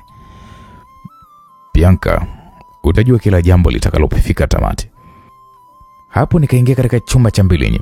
Nilimkuta akimuita mke wake, ila mke wake na hata mwanae pia hapakuwa aliweza kuitikia. Umewafanya nini wapendwa wangu? Mbilinyi aliniuliza kwa jazba kubwa huku akinikazia macho. Ubaya ni kwamba hawezi kufanya chochote kutokana na mikono na miguu ilikuwa imepigwa pingu. Nahitaji uweze kupata maumivu kama yale maumivu niliyoweza kuyapata mimi kwenye maisha yangu. Hapo nilizungumza kwa sauti ya upole na nikatoa sindano moja ambayo ina dawa ya kuzuia kuathirika na sumu ya bomu la nyuklia tuliyokuwa tumeitega katika moja ya spika. Nilimtazama Mbilinyi jinsi macho yanavyomtoka kwa uoga, na kisha nilimshika mwanae, nikamtazama vizuri shingoni mwake, na kisha nikamchoma sindano hii kwa nguvu shingoni mwake. Nikaisukuma dawa yote, jambo ambalo lilimfanya Mbilinyi kuingiwa na uchungu sana, akiamini kabisa ya kwamba sindano hiyo niliyomchoma mwanae ni sumu ambayo inaweza kumpoteza uhai wake. Baada ya muda mchache, mapigo ya moyo ya mwanao yanakwenda kusimama na kutulia tuli. Namuonea huruma kwa maana ya kwamba anakufa akiwa bado mdogo sana. Na yote hayo baba ndo ameyasababisha. Naamini wewe kwa mikono yako ndio umesababisha mimi kufika hapa nilipoweza kufika. Naam, nilimwambia maneno hayo bwana Mbilinyi. Nilizungumza kwa sauti ya upole huku nikimtazama Mbilinyi jinsi alivyokuwa anahangaika kujitoa kwenye pingo hizi ambazo anashindwa kabisa kujitoa. Utaendelea kushuhudia familia yako ikiteketea taratibu. Sikupenda hata siku moja niweze kumwangamiza huyu malaika ambaye hajui ni nini kinachoendelea hapa duniani. Ila sina jinsi zaidi ya kufuta maadui zangu pamoja na familia zao.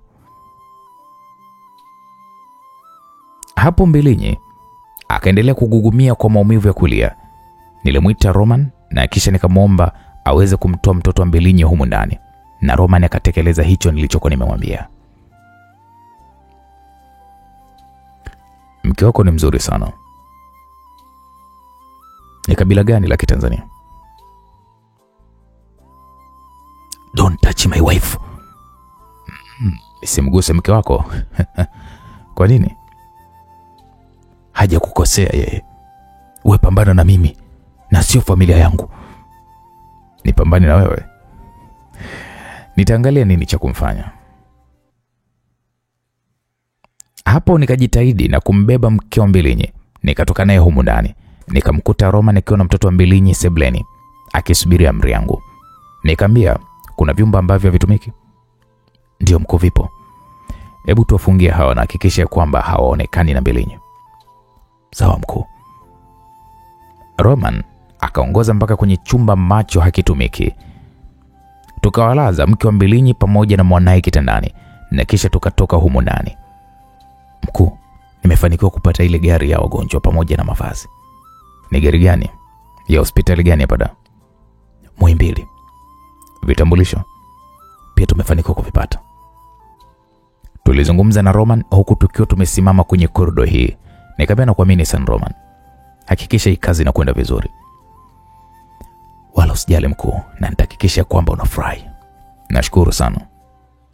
Mkuu, ndio. Nashukuru. Kwa nini unanishukuru Roman?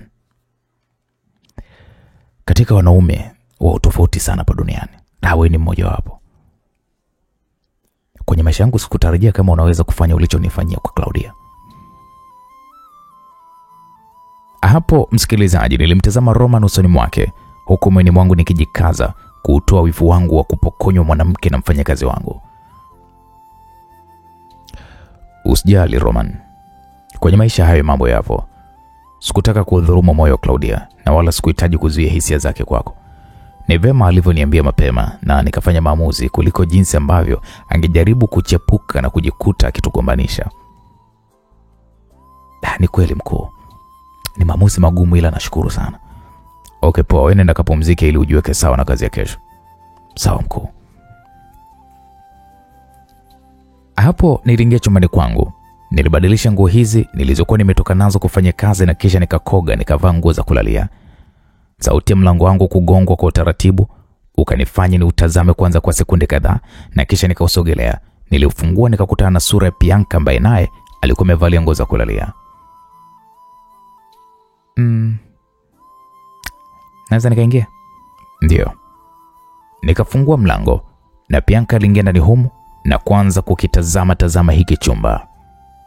Niambie, hivi ulifanikiwa kufanywa ule upasuaji? Mungu alisaidia. Upasuaji ulifanikiwa kwa kiasi kikubwa na sasa niko sawa kama wanawake wengine. Hongera sana. Naweza nikaleta wine tukanywa pamoja? Sawa. Bianca alitoka ndani humo huku nikiwa niko tayari nimeshalitambua lengo la yeye kuja chumbani kwangu. Baada ya dakika kadhaa akarudi akiwa ameshika chupa ya wine pamoja na glasi mbili. Tulikaa kwenye sofa mbili za mtu mmoja mmoja zilizomo ndani ya hiki chumba. Alimimina kiasi cha kutosha kwenye glasi na kisha akanipatia glasi yangu. Ethan, naam. Imekuwaje ukamkabidhi Roman mwanamke wako? Sijamkabidhi. Ila Claudia ana upendo mkubwa sana kwa Roman kuliko mimi. Hivyo nimeona sio vizuri kuweza kuzuia hisia za mtu ambaye tayari alishakuweza kudhihirisha kwamba ana mtu ambaye anampenda. Sawa. Je, moyoni mwako inakuumiza? Kwa kiasi fulani, ila nimeridhika kwa hilo. Hapo tukaendelea kuzungumza mambo mengine sana ambayo yanahusiana na biashara zetu. Pia tukapenda kushirikiana kwenye biashara nyingi mara tu matatizo yatakapoweza kupungua au kuisha kabisa. Waini hii taratibu ilizidi kunizidishia kilevi kwenye kichwa changu. Nilijikuta nikimshika Bianca mkono wake wa kulia, nilimvutia karibu yangu. Bwana Ethan nini? Bianca dilalama mara baada ya kumtomasa mwilini mwake. Nilifungua kifungo cha shati lake ambalo ni jepesi kiasi na kisha nilianza pale kufanya yangu. Vilio vya kimahaba vya Bianca vilichochea na vikaongeza manjonjo yangu katika kuhakikisha kwamba ninampa burudani ambayo hakika hatajutia kuipata.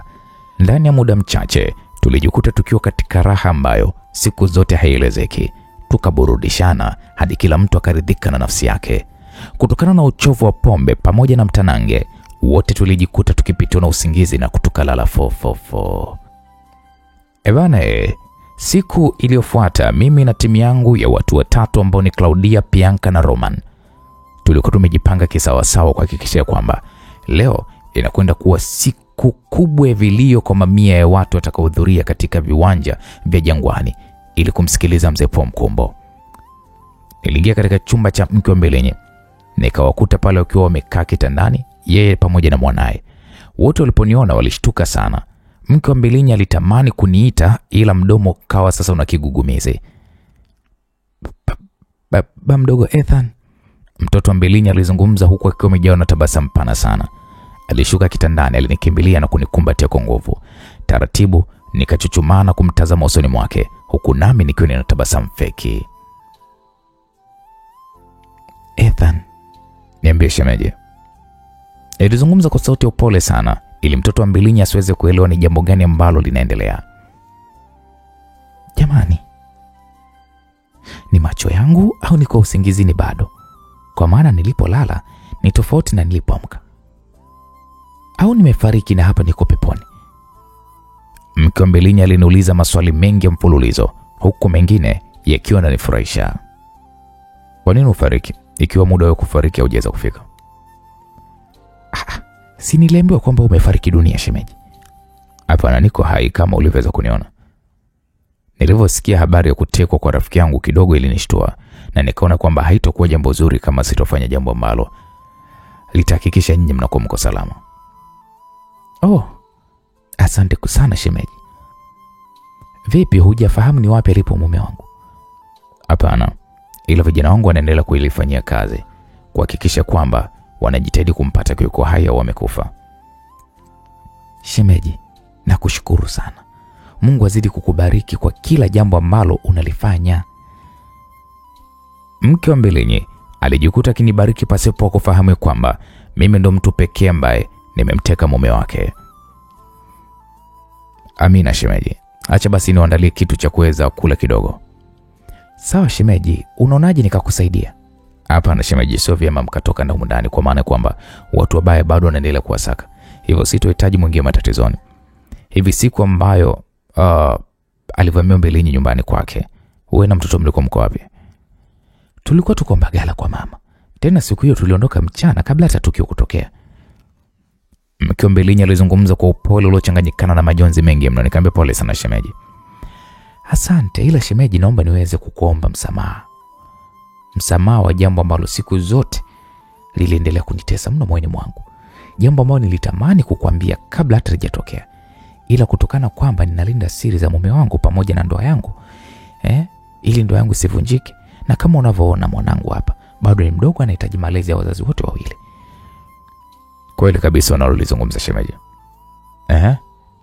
Ni msamaha wa jambo gani ambalo unahitaji kuniomba? Hapo mke wa Mbilinyi akamtazama mwanae kwa sekunde kadhaa na kisha kanitazama na mimi usoni mwangu.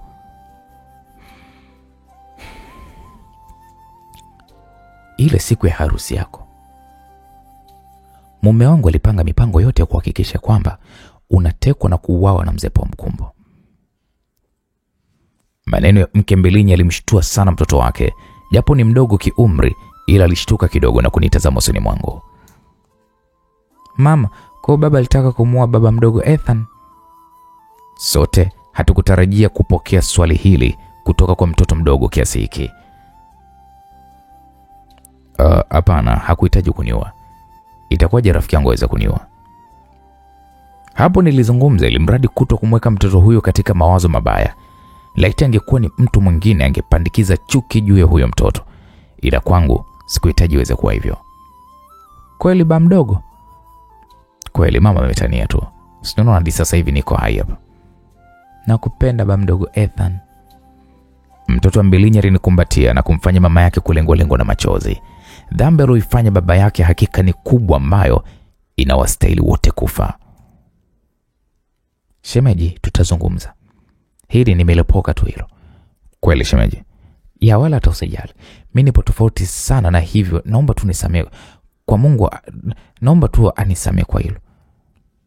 Nashukuru sana shemeji yangu, wala hata usijali. Mke wa Mbilinyi alinisogelea na kunikumbatia. Nilimkabidhi mwanae na kisha nikatoka humu ndani. Niliufunga mlango huu kwa nje. Hasira ambayo hakika imenijaa kifuani mwangu inanifanya nijikute nikipiga ngumi ukutani. Nikaingia katika chumba cha Mbilinyi. Nilimkuta Claudia akimnywesha uji. Nikamwambia toka humu ndani.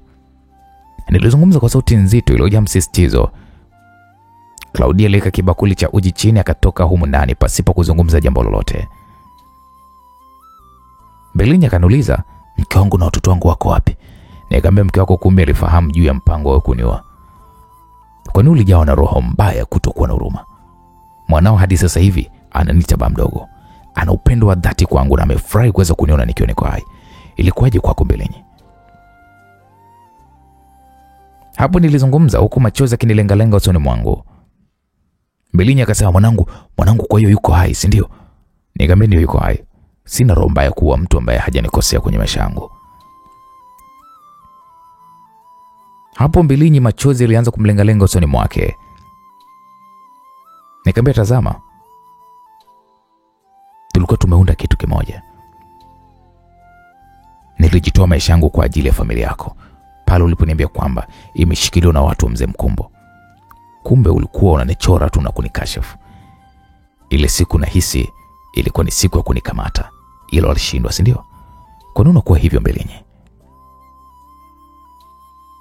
Ilifikia hatua kwamba haukuwa mfanyakazi wangu. Ulikuwa ni kaka na mshauri wangu wa karibu. Kumbe mtu wako ndio adui yako wa karibu. Umeniingiza kwenye dhambi ambayo mamia ya familia za watu watakaoweza kuangamia na Mkumbo leo watanililia. Ila nashukuru Mungu aliniokoa ili leo naweza kushuhudia jambo kama hili. Nashukuru sana Mbilinyi. Mara baada ya kuzungumza maneno haya, nilitembea hadi mlangoni. Ila nikasimama mara baada ya Mbilinyi kuniita kwa upole. Nilimgeukia na kisha nikamtazama.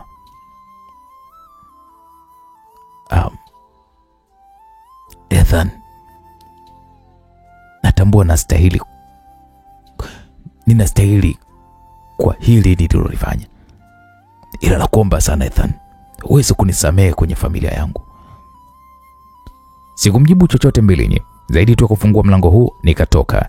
Nilikutana na Roman pamoja na Claudia wakiwa tayari wameshajiandaa kwa ajili ya kuelekea katika uwanja wa Jangwani. Nilitazama saa yangu nikakuta ni saa 10 kasoro.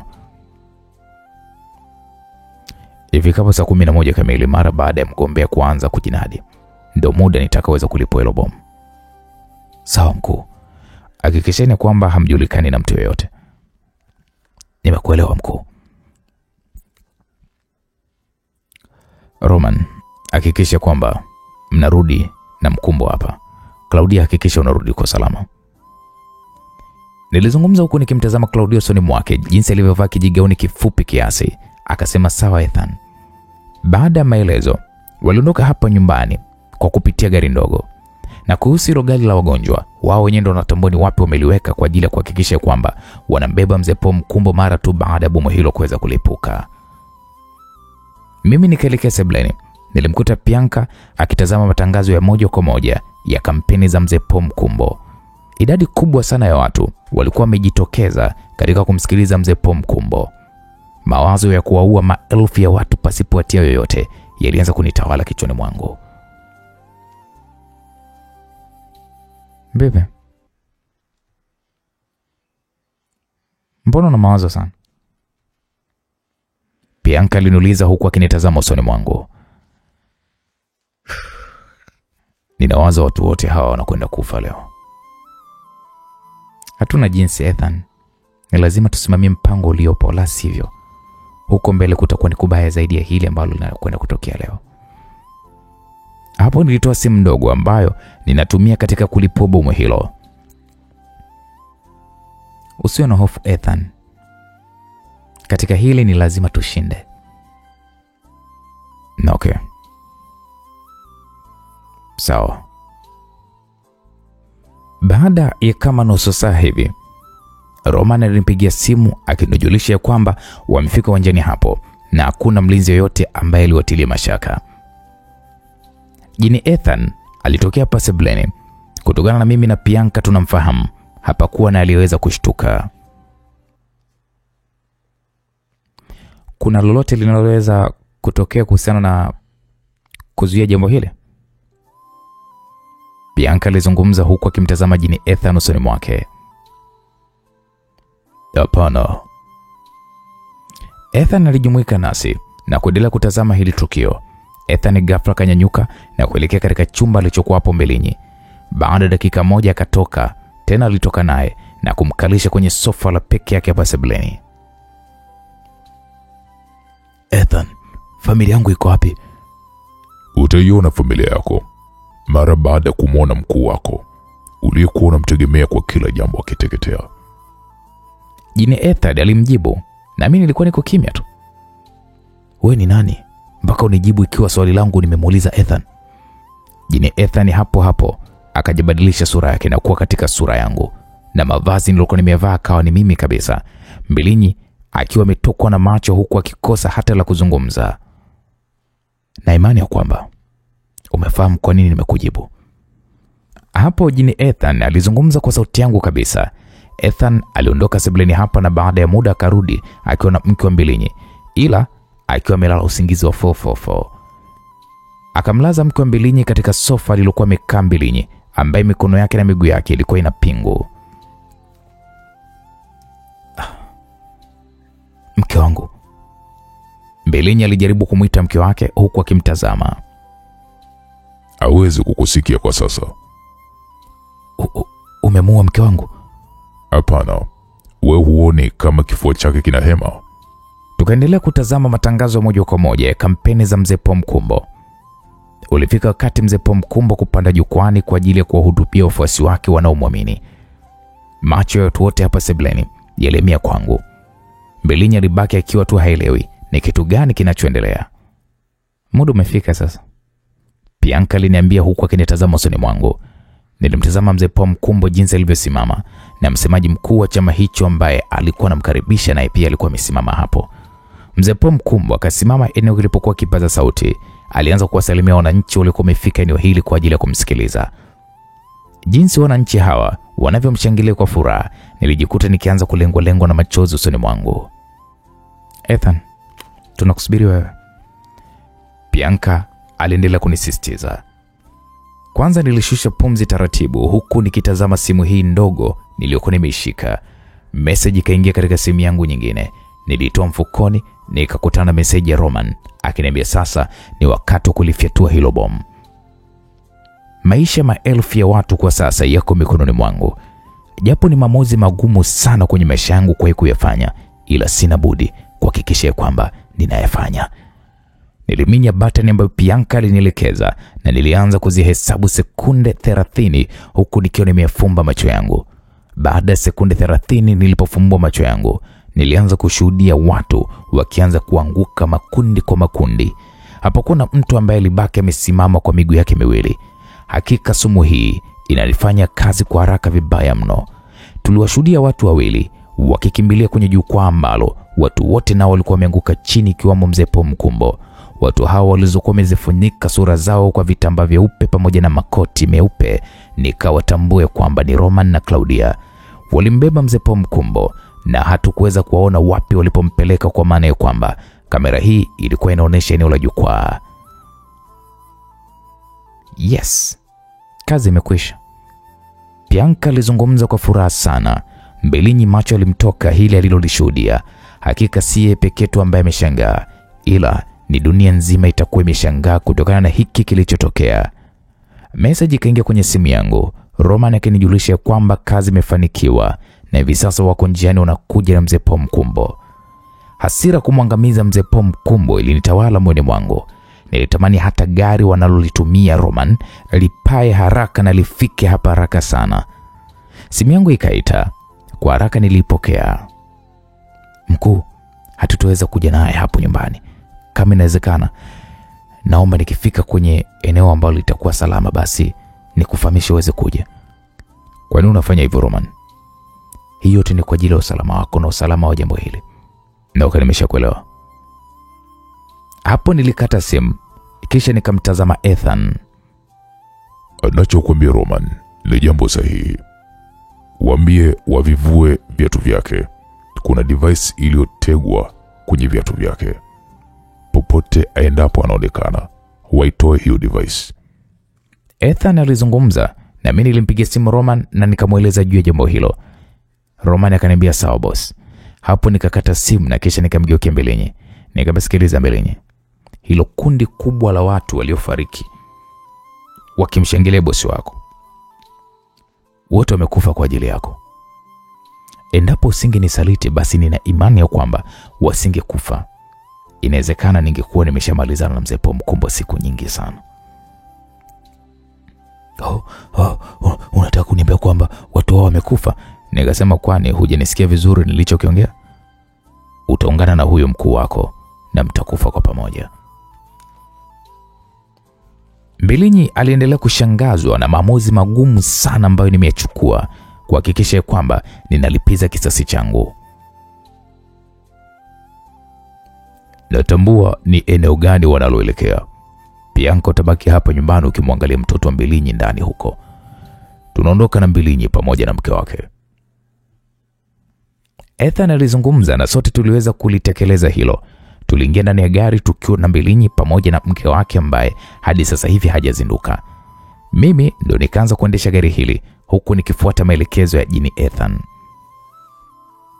Tukiwa njiani, alinijulisha kwamba wapo katika mji wa Bagamoyo kwenye moja ya jengo la makumbusho lililopo pembezoni mwa mji na mbali kabisa ya mji wa Bagamoyo. Leo nahisi ni siku yangu. Siku ya kuweza kumaliza kila kitu kibaya ambacho nilifanywa kwenye maisha yangu. Nilizungumza hivyo huku nikiongeza mwendo wa kasi wa gari langu. Mbilinyi akaniambia, Ethan, natambua kwamba nimekufanyia mabaya, ila nakuomba usiweze kuiua familia yangu. Asikulie familia yako? Ulivyofikiria kumsaliti ulihisi nini? Natambua mimi ni binadamu, nina mapungufu mengi na ndio maana nimezungumza hayo. Familia yangu haina makosa katika hili. Nilifungulia redio ya gari ili kukatisha mazungumzo haya ya Ethan na Mbilinyi. Taarifa tunazozisikia kwenye vyombo vya habari ni majonzi makubwa sana juu ya vifo vya watu hao. Basi bwana, tukafika katika jengo tulilokuwa tumeelekezwa na Ethan akajiweka katika mfumo ambao watu wengine hawamuoni zaidi yangu mimi tu peke yangu. Tukashuka kwenye ile gari. Roman akanisaidia kumbeba mke wa Mbilinyi, huku nami nikimkokota Mbilinyi hadi ndani ya hili jengo. Mzee Pomkumbo aliponiona alishtuka sana. Uso wake wote ulikuwa umejaa damu kwa kupigwa kipigo kikali ambacho nina uhakika kwamba Roman ndo amefanya kitendo hiko. Hello Mzee Mkumbo. Nina muda mrefu sana umepita tujaonana bwana.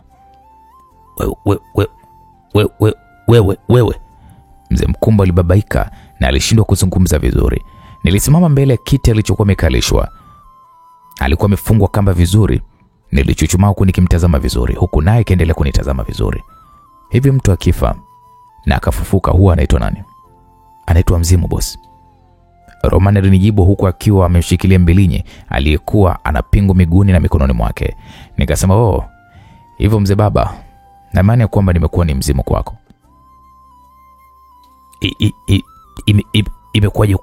Imekuwaje ukawa hai wewe? Badala kujiuliza imekuwaje kuwaje leo umeingia mikononi mwangu, unaniuliza ni jinsi gani nilifanikiwa kuwa hai, si ndio?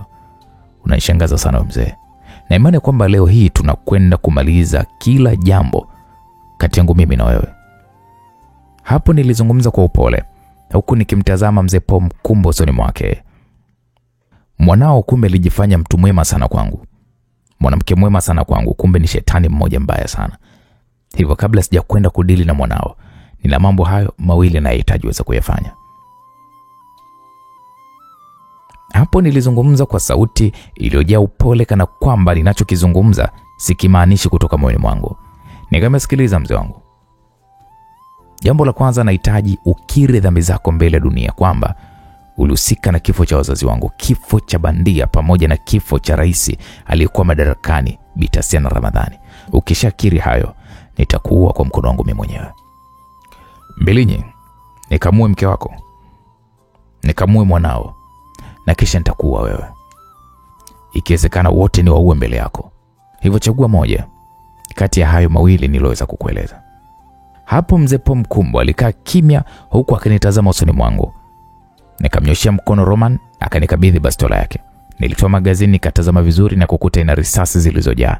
Nikarudisha magazini na kuiweka sawa bastola hii. Kabla sijafanya chochote, akanikabidhi kiwambo cha kuzuia risasi.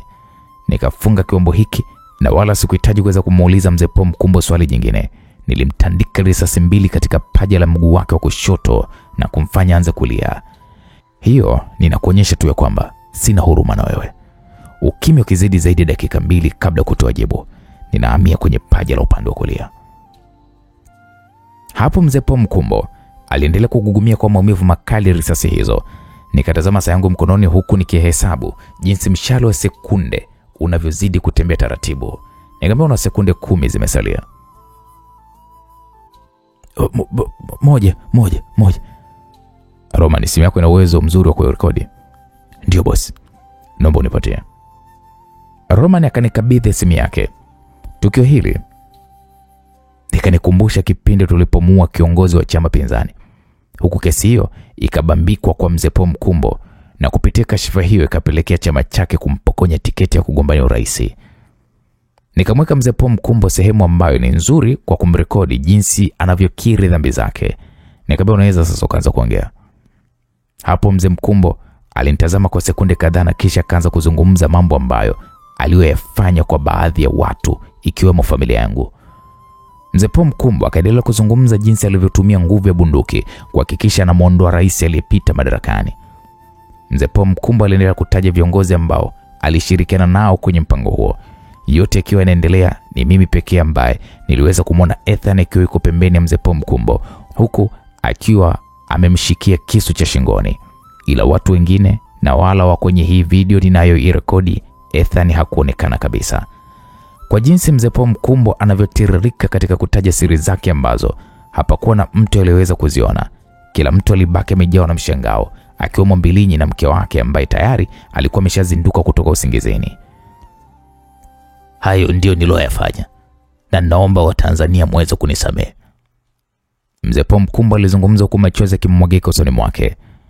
Nikamaliza kurekodi video hii, niliweka simu hii mfukoni mwangu, kwani video hii ninahitaji dunia nzima waweze kuiona. Nilimgeukia mke wa Mbilinyi ambaye muda wote alikuwa analia huku amemkumbatia mume wake. Shemeji, tafadhali nakuomba umsamehe mume wangu. Mke wa Mbilinyi alizungumza huku akinipigia magoti mbele yangu. Hakutarajia kama atazinduka na kukutana na jambo kama hili. Nikamwambia mna kazi moja iliyosalia ambayo Mbilinyi unaweza kunisaidia wewe na mke wako. Shemeji, niko tayari kufanya chochote utakachoniambia nifanye. Nikamwambia kweli? Ndio shemeji. Nyanyuka moya, nyanyuka. Hapo nilizungumza kwa sauti ya pole sana huku nikimtazama mke wa Mbilinyi usoni mwake. Nikamwambia unaweza kuitumia hii bastola. Nilimuuliza mke wa Mbilinyi swali hili lililowashangaza watu wote humo ndani. Alitingisha kichwa kimaanisha kwamba ana uwezo wa kutumia bastola hii.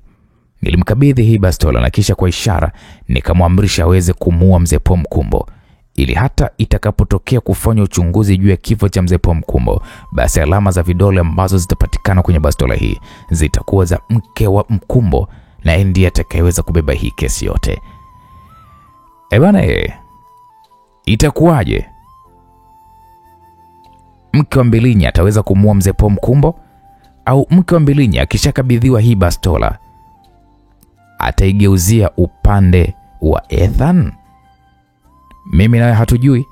Hebu tukutane katika sehemu ya 19, mzigo mtamu kuitwa Power. Mimi naitwa Uncle J. Mzigo umetayarishwa na kuandaliwa na Edazaria G Msulwa. Asante kwa sasa na kwaheri. Tukutane katika sehemu inayofuata.